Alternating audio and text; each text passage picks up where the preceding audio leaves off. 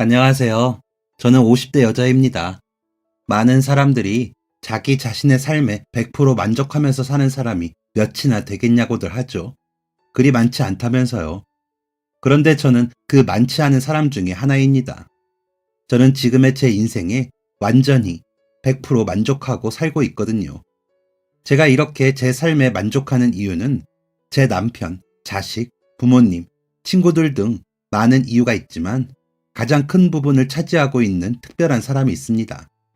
그 사람은 바로 저와 한평생을 함께한, 그리고 앞으로도 함께할 제 쌍둥이 동생인데요.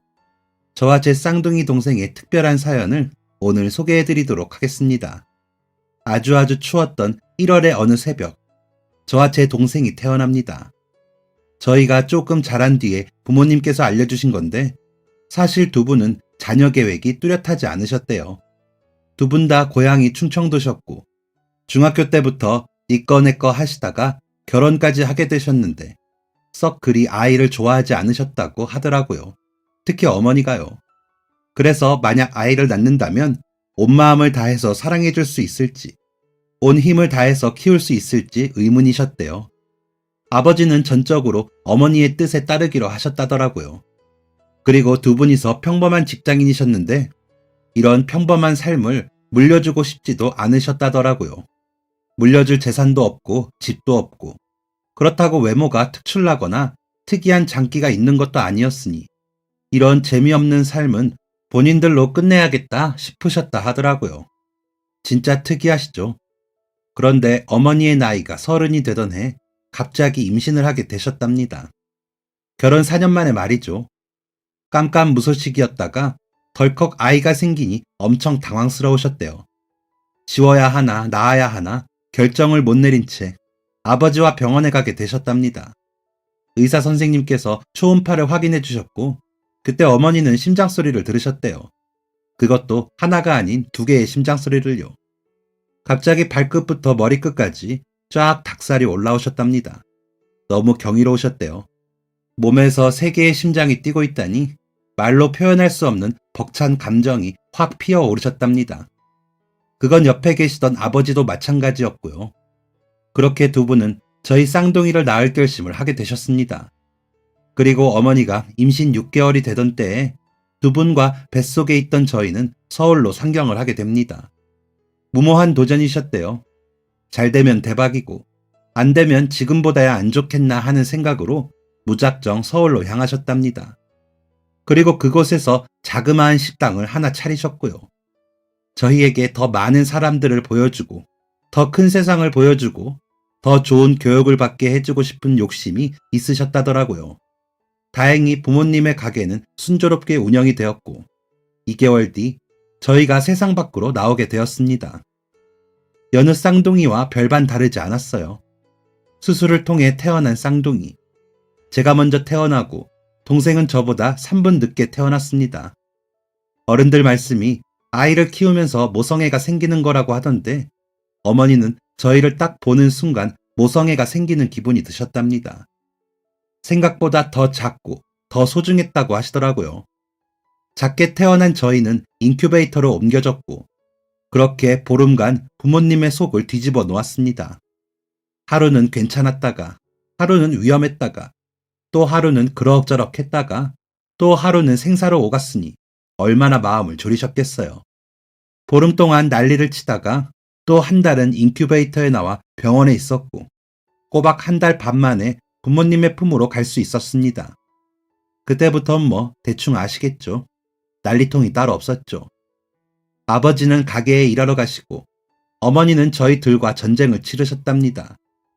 충청도에 계시는 외할머니가 뜨문뜨문 오시긴 했지만 할머니께서도 쩔쩔 매셨다더라고요. 신생아 둘을 한꺼번에 키우기란 영 쉽지 않았을 겁니다. 그렇게 부모님의 땀과 눈물로 저희는 무럭무럭 자랐습니다. 자라면서 저희는 단 한순간도 떨어진 적이 없었어요. 심지어는 옷도 항상 같은 옷만 입고 다녔습니다. 저희가 자랄 때만 해도 고등학생 때 저희보다 한 살 많은 일란성 쌍둥이 한 번 말고는 쌍둥이를 본 적이 없었습니다. 그만큼 흔하지가 않았거든요. 저희도 똑같이 생긴 저희가 신기한데, 다른 사람들이 보기에는 얼마나 신기하겠어요. 같은 성별에 생긴 것도 같고 옷, 신발, 머리핀까지 똑같으니 정말 거울을 하나 들고 다니는 것처럼 보였겠죠. 저희는 그런 사람들의 시선이 재밌고 좋았습니다.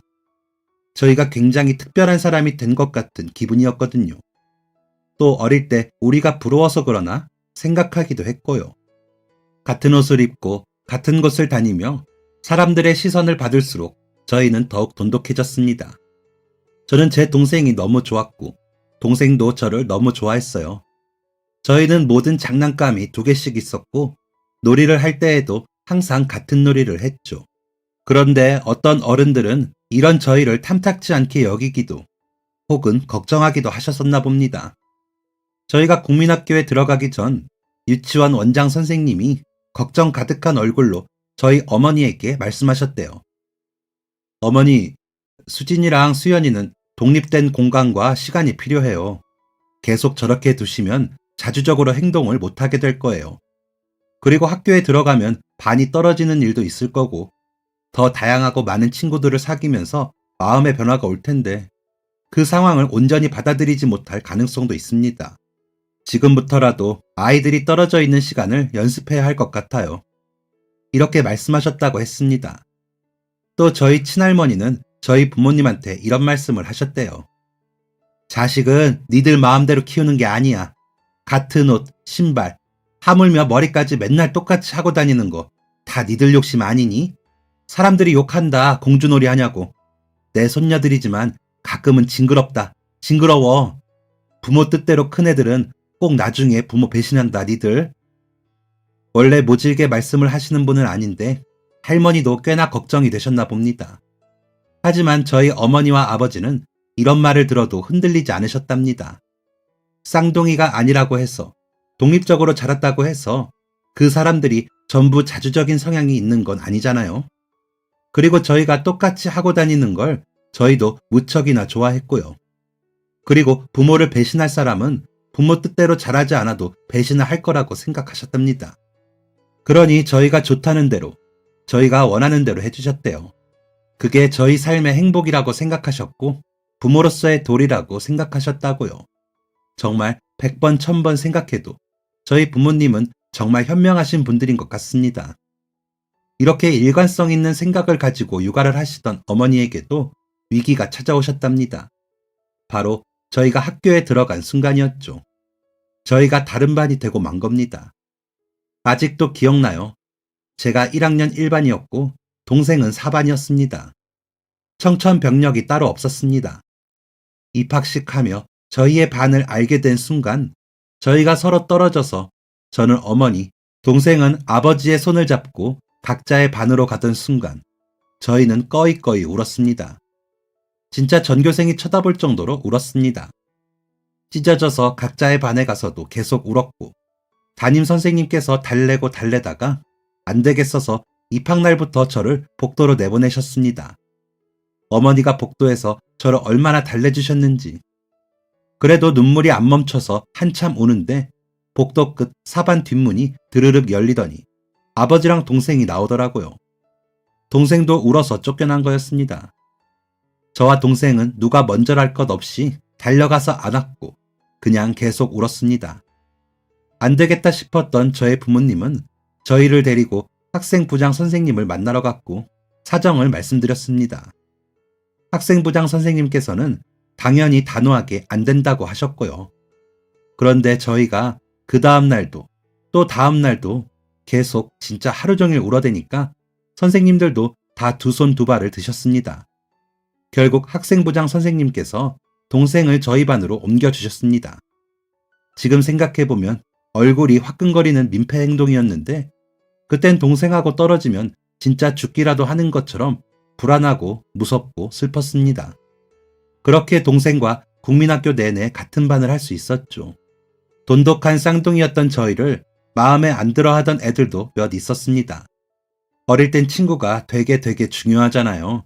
질투도 심하고요. 그래서 어떤 여자아이는 저랑 놀고 싶다고 제 동생을 떼어낸다며 팔을 잡아당기고 난리를 친 적이 있었습니다. 그래서 정말 제 동생 팔이 빠져서 응급실 가고 난리였다니까요. 어떤 남자애들은 왜 맨날 같은 옷만 입냐며 일부러 저희 옷에 낙서를 하고 슬그머니 다가와서 옷 밑단을 가위로 잘라내기도 했습니다. 그런데 저희가 그런 일을 당하고만 있는 애들은 아니었거든요. 똑같이 되갚아 주었습니다. 똑같이 옷에 낙서하고 옷을 잘랐어요. 그게 얼마나 무례하고 기분 나쁜 행동인지 걔네들도 똑같이 당해봐야 알죠. 그런 방법으로 저희는 저희 스스로를 지켰습니다. 저희의 가족애를 꼭 지켜냈더랬죠. 그러다 중학생이 되고 또 한 번 반이 떨어지게 되었는데 이번엔 울지 않았습니다. 그제서야 저희가 마음의 준비를 했나봐요. 그땐 눈물 한 방울 안 나오고 자연스럽게 인정하게 되더라고요. 그렇게 반이 떨어진다고 해서 저희의 마음까지 떨어지는 건 아니라는 걸 분명히 알고 있었으니까요. 그리고 가족이니 집에서 계속 보잖아요. 어떤 친구를 사귀었는지, 어떤 수업이 가장 재밌는지, 무슨 일이 있었는지 전부를 공유하던 저희는 새벽이 되어서야 잠에 든 날이 수두룩했습니다. 정말 열심히도 서로의 마음을 나눴어요. 중학교를 졸업한 저희는 고등학교도 같은 학교에 가게 되었습니다. 그때 저희가 살던 동네에 고등학교가 딱 2군데밖에 없었거든요. 주소지에 따라서 추첨하는 방식이니 초, 중, 고 모두 같은 학교 다니는 게 당연했죠. 누가 하나 예술을 하거나 운동을 하거나 외국어나 과학을 잘하는 게 아니라면 말이에요. 고등학교 가서도 3년 내내 다른 반이 되었습니다. 하지만 이번에도 마찬가지였습니다. 쉬는 시간, 점심시간, 집에서 수다를 엄청나게 나눴어요. 고등학생이 되어서는 서로의 꿈도 공유를 했습니다. 하지만 그쯤 자라니 서로의 취향이라는 게 생기고 잘하는 게 생기잖아요. 그래서 저희는 서로 다른 장래 희망을 가지게 되었습니다. 그때가 처음이었던 것 같아요. 반 배정 다음으로 동생과 다른 점이 생긴다는 것이요. 신기했지만 서운하진 않았습니다. 동생의 꿈을 응원해 주었어요.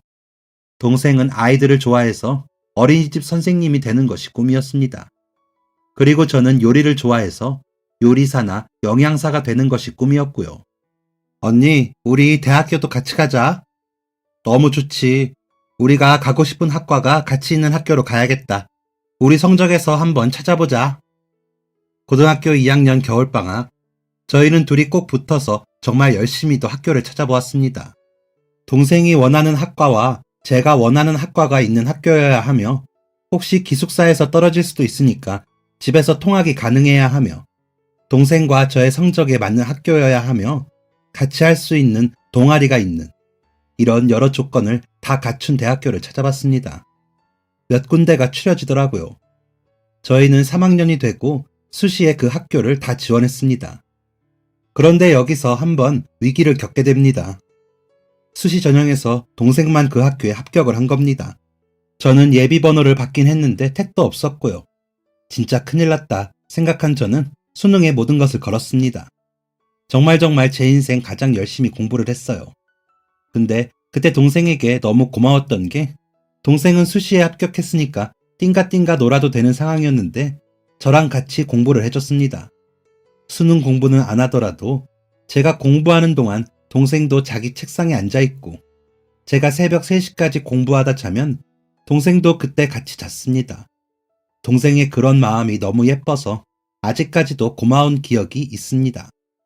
그렇게 열심히 노력한 결과 저는 동생이 붙은 그 학교에 차석으로 입학을 하게 되었습니다. 수능을 너무 잘 봤거든요.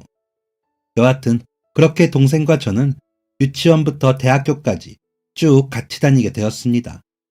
진짜 이런 쌍둥이는 참 드물 거예요. 그쵸? 대학교를 졸업하기 직전 4학년 겨울방학 때 저희는 인생에서 가장 큰 슬픔을 맞이하게 됩니다. 저희 부모님이 가게를 운영하셨잖아요. 가게가 꽤 잘 되어서 저희 쌍둥이 부족함 하나 없이 정말 잘 클 수 있었거든요. 항상 예쁜 옷, 맛있는 음식 먹을 때마다 어머니가 이렇게 말하시곤 했어요. 우리 수진이랑 수연이 엄마랑 아빠가 더 열심히 일해서 예쁜 옷도 더 많이 사주고 맛있는 음식도 더 많이 사줄게. 부모님의 사랑을 듬뿍 받는 기분이 들었던 그 말을 저는 참 좋아했습니다. 하지만 클수록 그걸 마냥 기분 좋게 받아들일 수는 없다는 걸 알게 되었죠. 저희 부모님은 하루도 안 쉬고 일을 하셨습니다. 명절이고 공휴일이고 상관없이 1년 365일 가게를 운영하셨어요. 저희 중학생 때 어머니가 과로로 한번 쓰러지셨거든요. 그때 진짜 동생이랑 펑펑 울면서 엄마 아빠 제발 좀 쉬라고 했습니다. 일하다가 갑자기 쓰러지신 거였는데 그때 저랑 동생도 가게에서 밥 먹고 있어서 그 순간을 목격했거든요. 얼마나 충격이었는지 모릅니다. 손님들도 깜짝 놀라서 119 부르고 난리였어요.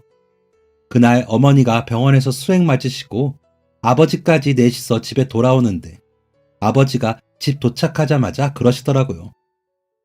여보, 우리 일주일에 하루 쉽시다. 아버지로서는 정말 엄청난 결심이셨습니다. 어머니가 쓰러지신 게 아버지에게도 꽤나 큰 충격이었나 봅니다. 그런데 원래 쉬던 가게도 아니고 하루를 안 쉬던 가게였는데 일주일에 한 번 쉬게 되니 손님들의 아우성이 자자했나 봐요. 저희는 어릴 때라 잘은 모르지만 그때 부모님께서 진짜 많이 고민을 하셨습니다. 쉬는 날이 매주 월요일이었는데 두 분이 말씀 나누시는 걸 들어보니 한 주 시작하는 날인데 점심시간에 오는 회사 사람들 다 실망하는 거 아니냐는 둥, 매주 월요일만 오시는 손님이 있는데 그분은 어떻게 해야 하냐는 둥, 월요일이어도 회식하는 손님이나 외식하는 가족들이 많이 찾는데 어떡하냐는 둥, 가게 매출에 얼마나 타격을 주는지, 그럼 생활비가 얼마나 줄어드는지까지 진짜 많이 고민을 하셨고 한 주에 하루 쉬는 그날에도 마음이 편해 보이시지는 않았습니다. 그렇게 두 달을 일주일에 한 번 쉬시다가 참다 못한 어머니가 말씀하셨죠. 여보, 나는 괜찮으니까 그냥 우리 월요일도 문 열어요. 안 쉬다가 쉬려니까 몸이 근지러워서 안 되겠네. 이거 매출에도 너무 손해고 생활비도 줄고 안 되겠어요. 그렇게 두 분은 다시 1년 365일 가게를 운영하시게 되었습니다. 그때부터는 저랑 동생도 완전히 체념을 해버렸죠. 그렇게 거의 10년이 또 흐르다가 저희가 대학교 4학년이 되던 해에 저희는 야심찬 계획을 세우게 됩니다. 언니, 우리 부모님 여행 보내드리는 거 어때? 어머, 너무 좋다. 어디로 보내드릴까? 알바비로 보내드려야 하니까 해외는 무리일 것 같고. 경주? 경주 어때? 괜찮지 않을까? 그래, 좋다. 엄마랑 아빠 신혼여행 경주로 다녀오셨다고 했잖아. 그렇게 저랑 동생은 부모님 효도 여행을 보내드릴 계획을 세웠습니다. 대학교 4년 내내 모은 알바비를 탈탈 털었어요. 큰 돈은 아니었지만 저희가 모은 돈으로 첫 여행을 보내드린다니 너무 뿌듯했습니다. 부모님은 무슨 돈이냐며 그 돈 아껴서 나중에 취직할 때 예쁜 옷 사입으라고 하셨지만 저랑 동생은 물러나지 않았습니다. 직접 손글씨로 가게 쉰다고 종이에 적어서 가게에 붙여두고 고속버스는 어떤 걸 타야 하는지, 유명한 관광지가 어디인지 책을 사서 꼼꼼히도 찾아봤습니다. 그리고 저희가 준비한 돈을 부모님 지갑에다가 두둑하게 채워드렸죠. 또 편하게 여행하시라고 부모님께 어울리는 신발도 한 켤레씩 사서 준비했습니다. 이렇게까지 딸들이 작정을 하니 부모님께서도 마지못해 여행을 가겠다고 하셨습니다. 짐 싸는 것도 같이 도와드리고 두 분은 여행길에 오르셨습니다. 엄마, 아빠, 재밌게 놀다가 오세요. 그래, 밥 잘 챙겨 먹고. 고마워, 우리 딸들. 잘 다녀올게. 그렇게 부모님은 2박 3일의 경주 여행을 떠나셨습니다. 그리고 그게 부모님과의 마지막 인사였습니다. 부모님께서 여행에서 돌아오시는 날이었습니다. 저랑 동생이랑 둘 다 그날 수업이 없어서 하루 종일 집에 있었어요. 오후 3시쯤 집으로 전화가 왔습니다. 여보세요? 수진아, 엄마랑 아빠 이제 올라가.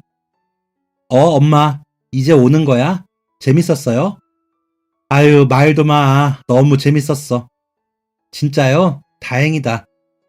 아빠가 저녁에 외식하자고 하시는데 어때? 저희는 좋죠. 그럼 가서 짐만 내려놓고 나가자. 엄마랑 아빠 이제 곧 버스 타거든. 금방 갈 테니까 기다려. 전화기 너머로 들려오는 어머니의 목소리는 정말 밝아 보였습니다. 분명 여행이 끝났는데도 어머니의 목소리는 어딘가 들떠 있었고 신이 나신 것 같았습니다. 너무 뿌듯했어요. 그리고 궁금했습니다.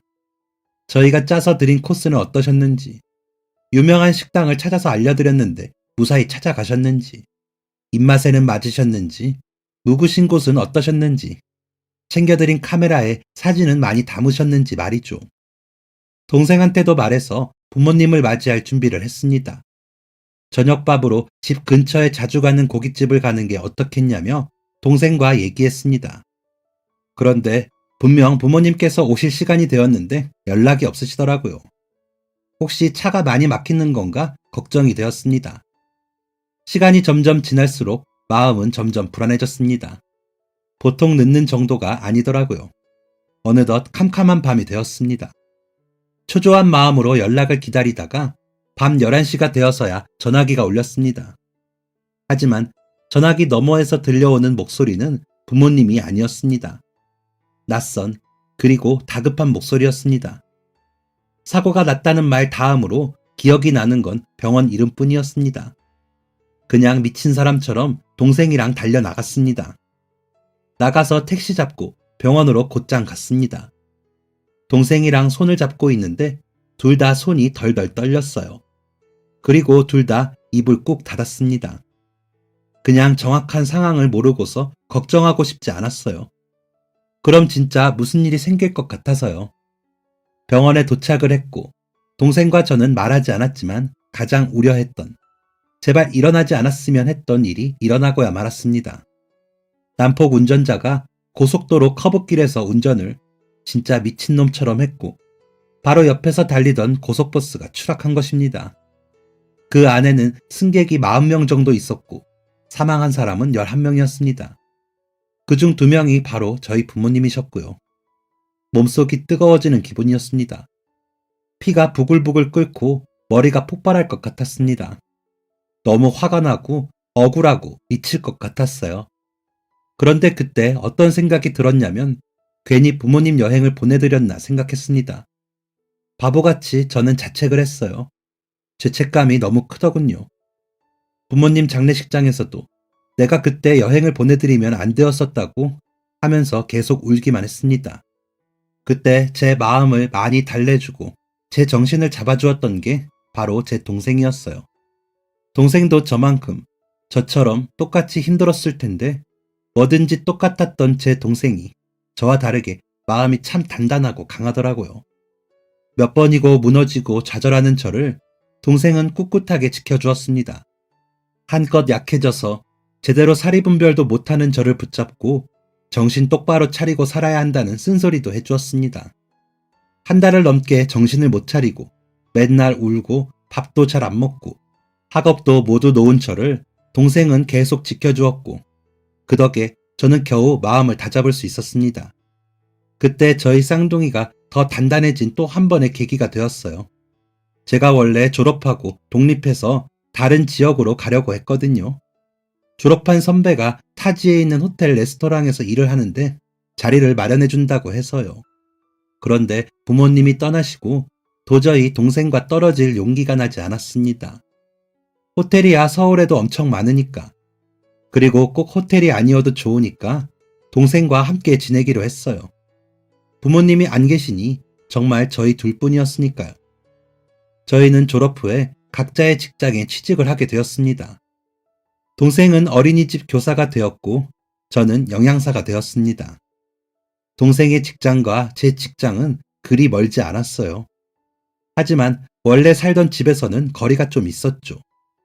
고민을 하다가 저희는 부모님과 함께 살던 집을 정리하게 되었습니다. 세를 주게 되었고 저희는 직장 근처에 오피스텔을 얻어서 살았어요. 부모님과 함께 살았던 집은 둘이 살기에는 크기도 했고 왠지 휑하고 허전한 느낌이 많았는데 보다 아담한 오피스텔에서 살게 되니 마음이 되려 편해진 기분이었습니다. 저희 쌍둥이는 더욱 돈독해졌어요. 사회초년생의 고충도 함께 나눌 수 있었고 낯선 동네의 맛집도 함께 찾아다니기도 했고요. 그러다가 동생이 생애 첫 남자친구를 사귀게 되었습니다. 고등학생 때 동생이 한 달 정도 만난 선배가 있긴 했지만 남자친구라고 하기엔 데이트 한 번 한 적이 없던 사이였거든요. 그러니 직장에서 만난 그 사람이 정말 첫 남자친구였죠. 동생의 남자친구는 태권도 사범이라고 했습니다. 어린이집에서 곧장 태권도로 가는 아이들이 있는데 그때 동생의 남자친구가 태권도 차를 타고 어린이집에 와서 아이들을 데려간다고 하더라고요. 그때 둘이 눈이 맞은 거죠. 3개월쯤 되었을 때 남자가 먼저 동생에게 데이트 신청을 했고 그렇게 두 사람의 연애는 시작되었습니다. 동생이 엄청 설레하고 얼굴 붉히고 떨려하는데 너무 귀엽더라고요.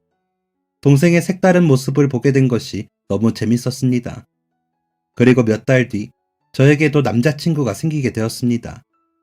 저는 대학생 때 동기 남자애가 군대 가기 전까지 1년 사귄 적이 있어서 첫 남자친구는 아니었지만 그래도 뭐랄까 마음가짐이 다르다고 해야 하나? 아무튼 그렇더라고요. 제가 그때 중학교에서 영양사로 있었는데 제 남자친구는 학교 체육 선생님이었습니다. 급식 먹을 때 몇 번 마주친 게 전부였는데 제가 주방에 있다가 다친 적이 있었거든요. 그때 양호실 갔다가 만나게 되었고 그 짧은 10분 남짓한 시간 동안 나눈 대화가 너무 재밌어서 머릿속에 계속 남아있었습니다. 그런데 그게 남자친구도 마찬가지였는지 일주일 뒤에 제게 데이트 신청을 해왔고 그렇게 제게도 봄날이 찾아왔습니다. 동생의 남자친구가 너무 궁금했지만 달리 볼 방법이 없었습니다. 놀러가서 찍은 사진을 보긴 했지만 그때는 사진이 요즘 핸드폰 사진처럼 선명하지도 않았잖아요. 인화된 사진 몇 장이 전부이기도 했고요. 그땐 지금처럼 핸드폰으로 사진을 찍을 수 있을 때가 아니었으니까요. 저희가 아무리 쌍둥이이고 똑같이 하고 다니고 많은 걸 공유한다고 해도 남자친구같이 지극히 개인적인 부분은 존중을 해주었거든요. 그걸 모두 말해야 하는 의무가 있는 건 아니었으니까요. 그래서 남자친구가 궁금했지만 보여달라고 말할까 말까 고민을 하고 있었습니다. 그런데 동생이 갑자기 그러더라고요. 언니, 언니네 남자친구랑 나랑 내 남자친구랑 넷이 같이 놀까? 요즘엔 더블 데이트라고 하죠. 동생이 그걸 하자는 겁니다. 알고 보니 동생도 제 남자친구가 어떤 사람인지 무척 궁금했다고 하더라고요. 그래서 저희는 주말에 넷이 만나서 놀게 되었습니다. 저랑 동생이 먼저 커피숍에 나가 있었고 남자친구들한테 미리 알려준 주소로 오라고 했어요. 먼저 동생의 남자친구가 도착했습니다. 동생의 남자친구가 저희를 보고 깜짝 놀라더라고요. 어떻게 이렇게까지 똑같을 수 있냐면서요. 너무 신기하다면서 한참이고 눈을 못 뗐습니다. 동생의 남자친구는 성격도 시원시원하고 유머러스하기도 하고 그러면서 예의는 참 바른 사람이었습니다. 내심 동생의 첫 남자친구가 걱정이 되었는데 속으로 너무 다행이라고 생각했죠. 곧이어 제 남자친구가 도착을 했습니다. 남자친구도 저희를 보더니 눈이 커지더라고요. 동생의 남자친구처럼 우리가 너무 닮아서 깜짝 놀랐구나. 그럴만도 하지 라고 생각했습니다. 그런데 남자친구의 눈은 저와 제 동생이 아닌 동생의 남자친구를 향해 있었습니다. 야, 네가 왜 여기에 있어? 그러는 너는? 두 사람은 반말을 해가며 아른 체를 했습니다. 이게 무슨 상황인가 싶어서 동생과 저는 어리둥절했죠. 앉아서 한참 얘기를 들어보니까 동생의 남자친구와 제 남자친구가 친구 사이라는 겁니다. 그것도 아주 친한 사이요. 두 사람은 고등학교 동창이었는데 그때 학교에서 1, 2위를 다투는 태권도를 잘하는 소년들이었대요. 처음엔 라이벌로 시작된 두 사람은 어느새 같이 운동을 하는 사이가 되었고 나란히 체대 입시를 꿈꾸고 같은 대학교, 같은 과까지 갔다고 하더라고요. 졸업 후 동생의 남자친구는 태권도장 사범이 되었고 제 남자친구는 중학교 체육 선생님이 되었고요. 두 사람이 절친이었다니 너무너무 신기한 인연이었습니다. 그날 만남을 시작으로 저희는 종종 넷이 만나서 같이 술도 먹고 여행도 가면서 놀았습니다. 동생의 남자친구와 제 남자친구 둘 다 각별한 저희 쌍둥이의 사이를 적극적으로 지지해주고 마음 넓게 이해해 주었습니다. 사실 이전에 사귀었던 동성이나 이성 친구들은 저희가 너무 유난이라느니 지나치다느니 하며 저희를 이상한 사람 취급했거든요. 그런데 저희는 단지 가족에 대한 사랑이 깊고 서로를 많이 아껴주는 마음이 전부였습니다. 뱃속에서부터 그냥 아이의 태생부터 저희들은 함께였으니 많은 것을 공유하고 많이 닮은 외모를 같이 꾸미는 데에 열심이었던 것뿐이죠. 저희를 이해하지 못하는 그 사람들의 마음을 저희는 이해할 생각은 없었습니다. 그들도 저희를 이해하려 노력하지 않았기 때문이죠. 그런 시선들로 쳐다보는 것이 불편하지 않았다면 거짓말이었겠죠. 그 일로 사람을 많이 사귀지 못하는 데에 불편함은 없었는데 조금 속상한 마음은 있었습니다. 그렇기에 저희를 온전히 이해해주는 저희의 남자친구들이 더 좋았고 고마웠습니다. 행복한 연애 시절을 마치고 저와 동생은 1년 차이를 두고 나란히 결혼식을 올렸습니다. 함께 살던 저희 쌍둥이는 결혼 후 각자의 가정을 꾸렸습니다. 동생네와 저희 집이 가깝지는 않았지만 그래도 꾸준히 일주일에 한 번씩은 만남을 가졌어요. 아무리 결혼을 했다고 하지만 제겐 그 무엇보다 소중한 제 동생이었으니까요. 그러다가 동생이 결혼하고 4개월이 되었을 때 너무 기쁜 소식이 생겼습니다. 바로 동생이 임신을 한 거예요. 제게 조카가 생긴다니 너무 기뻤고 저는 임신이 잘 되지 않았는데 동생이 임신이 바로 되니까 진짜 신기했습니다. 그래서 동생의 기운을 받아서 저희 부부도 더 열심히 이세 계획을 했습니다.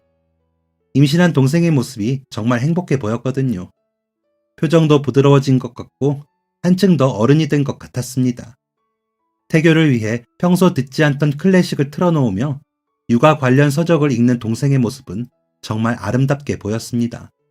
저도 얼른 그런 모습이 되고 싶었죠. 그런데 이게 진짜 무슨 일인지, 동생의 좋은 기운을 정말 제가 받게 되었는지 한 달 뒤 저도 임신을 하게 되었습니다. 그때 저희의 남편들이 했던 말이 떠오르네요. 아무리 쌍둥이라지만 어떻게 이런 것까지 똑같을 수가 있어? 두 사람 우리 눈에 보이지 않는 뭔가로 연결되어 있는 거 아니야? 그때 다 같이 깔깔깔 웃으면서 행복해했습니다. 동생과 저는 정말 행복한 임신 생활을 보냈습니다. 가족이 늘어난 미래를 상상하며 같이 태교를 시작했어요. 상상만으로도 행복한 그 시간들을 구체화시키는 건 진짜 가슴 벅찬 일이었습니다. 그런데 제가 임신하고 8주차가 되던 때였습니다.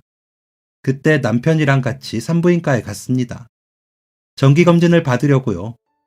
임신 확인은 집에서 테스트기로 먼저 했고 바로 다음날 병원에 가서 피검사를 통해 정확하게 한 번 더 했고 임신 6주차에 처음 초음파를 보고 심장 소리를 들었습니다. 2주 뒤에 오라는 선생님의 말씀대로 8주차에 다시 방문을 한 거였죠. 이전 초음파에서는 그냥 작은 점 같았는데 오늘은 어떤 모습으로 변해 있을까 궁금했습니다. 설레는 마음을 가득 안고 초음파를 보는데 선생님께서 말이 없으시더라고요. 신중한 표정으로 한참 초음파를 보시더니 어렵게 입을 여셨습니다. 뱃속에 있는 아이 심장이 뛰지 않는다고요. 계류 유산이라고 하셨습니다. 심장이 딱딱하게 굳는 것처럼 가슴이 답답해졌습니다. 어떻게 이럴 수가 있나? 내가 뭘 잘못했나? 아이에게 너무 미안했습니다. 갑자기 제 몸뚱이가 너무 미워졌고 머릿속이 어지러웠습니다. 눈물이 저절로 줄줄 흘렀습니다. 아직 눈물이 마르지도 않았는데 상담실장님이 수술 날짜를 얼른 잡자고 했습니다. 죽은 아이가 뱃속에 너무 오래 있으면 좋지 않다면서요. 저는 아직 이 아이를 떠나보낼 준비가, 그럴 생각조차 하지 않았는데 말이죠. 수술 일정을 잡고 병원에서 나오면서 동생에게 연락을 할까 말까 고민했습니다. 당연히 말해줘야 하는 게 맞지만 혹시나 동생이 충격을 받을까 걱정이 되었거든요. 그래서 수술까지 다 끝내고 저도 마음의 정리가 되면 그때 말하자 생각했습니다. 그런데 제가 계류 유산 판정을 받은 그 다다음 날이었습니다. 멍한 표정으로 집에 가만히 앉아 있었는데 동생에게 전화가 왔어요. 동생은 펑펑 울고 있었습니다. 언니, 내 뱃속의 아이가 죽었대. 정말 소름이 끼쳤습니다. 어떻게 임신도 비슷한 시기에 하고 똑같이 유산이 될 수 있는지 진짜 무서울 정도였습니다. 이런 건 똑같지 않아도 되는데 말이죠. 그런데 동생과 저 둘 다 수술을 다 마치고 다시 병원에 방문했을 때 알게 된 사실이 있었습니다. 둘 다 다낭성 난소 증후군이라고 하더라고요. 그래서 임신이 되기 어렵고 유지하기도 어렵다고요.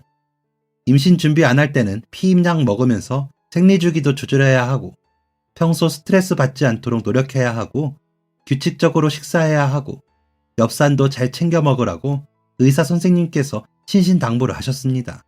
그래야지 아이가 보다 잘 생기고 잘 있어줄 수 있다고요. 어쩐지 학창시절부터 동생과 저의 생리주기는 불규칙했습니다. 그래도 생리를 안 한 적은 없었으니까 그땐 그냥 이런 사람도 있나 보다 생각하고 병원에 가볼 생각은 하지도 않았습니다. 서로가 그랬으니 이상할 게 없다고 생각했죠. 의사 선생님의 말씀을 듣고 동생과 저는 그때부터 다시 제대로 저희의 몸을 아이를 맞이할 건강한 몸으로 만들기 시작했습니다.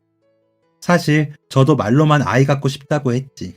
임신 전에 술도 가끔 먹고 운동도 잘 안 했거든요.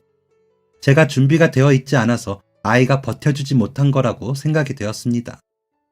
그래서 그날부터 동생과 저는 하루 3끼를 건강한 식단으로 챙겨 먹고 술도 먹지 않고 운동도 꾸준히 했습니다. 남편들도 담배도 끊고 술도 끊고 같이 엽산을 먹어주며 노력해 주었습니다.